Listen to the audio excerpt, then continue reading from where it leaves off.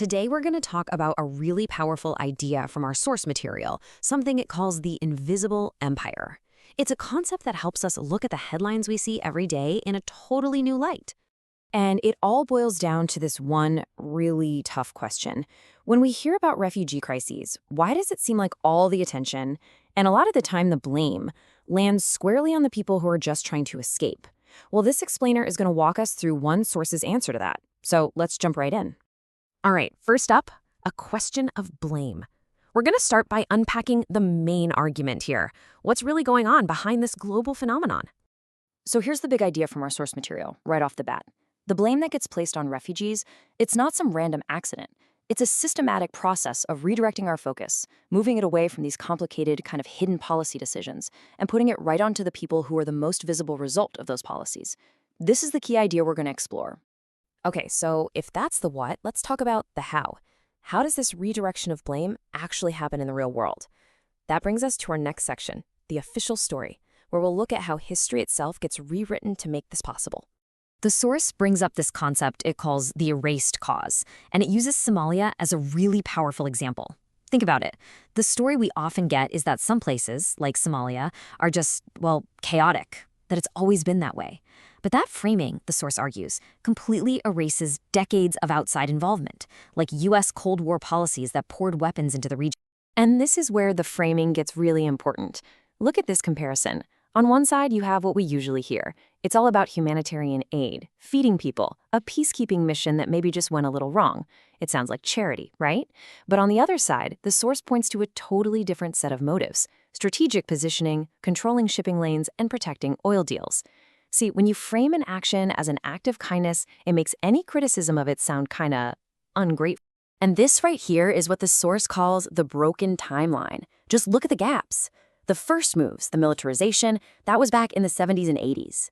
Then the big intervention and pullout happens in the 90s.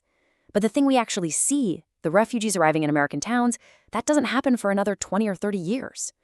That huge time lag makes it super easy for people to say, hey, that has nothing to do with us. So why does breaking that timeline and reframing the story work so well? Well, that brings us right into the psychology of it all. Let's dig into that in our next section, visible targets, invisible hands.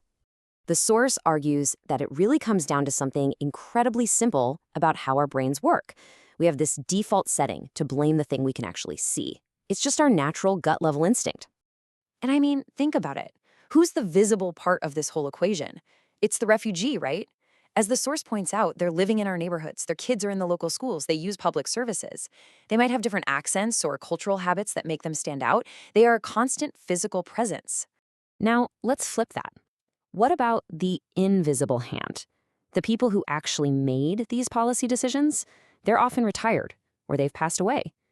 The decisions themselves were made decades ago in secret meetings in a city that's hundreds or thousands of miles away from most people.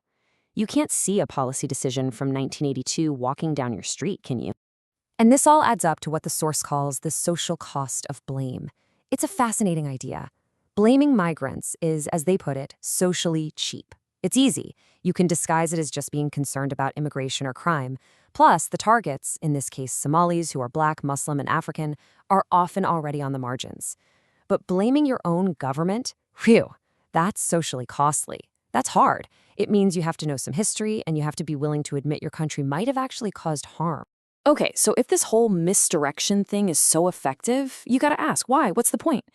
Our final section gets right to the heart of it. We're talking about the system's logic and how this all works to protect some very powerful interests. A huge piece of the puzzle, according to the source, is that the real motives, things like geopolitics, are deliberately kept fuzzy and complicated. It's this high-level game of global chess that's almost never explained to the public in a clear way. And because of that, when someone does try to connect a refugee crisis to something like oil strategy, it's really easy to just dismiss them as a conspiracy theorist. But when the source talks about oil strategy, it's not like a cartoon villain guarding a treasure chest. It's about these abstract, long-term plays. Things like protecting future access to resources, controlling vital shipping routes, making sure rival countries don't get a foothold, and basically shaping who's in charge of a region years down the line. These are the real drivers that are almost never part of the public debate. And really, this is what it all boils down to. The source argues that when you blame the migrant, the conversation just stops. That's it. Problem identified, scapegoat found, we can all move on. But if you blame the policy, it forces you to open up a whole new conversation and start asking some really uncomfortable questions. So what's the conversation that's being shut down? Well, it looks something like this. Step 1 is just admitting, hey, our government had a hand in destabilizing this place. Step 2 is asking, okay, why? Why does this keep happening? Who's actually benefiting from this? And then step 3, the hardest one of all, is to demand some kind of accountability. And that, according to the source, is the exact conversation this whole system is built to avoid. All right, so let's put it all together. The bottom line, according to the source, is this.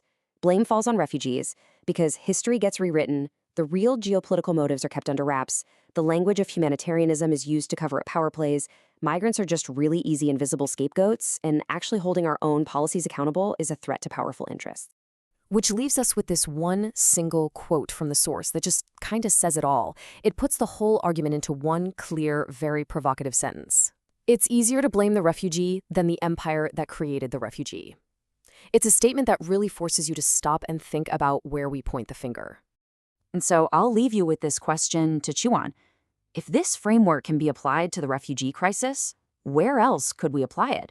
What other problems that we see in our daily lives might have these deep, invisible causes that are rooted in decisions made a long time ago by people we'll never even meet? It's a pretty powerful way to look at the world around us.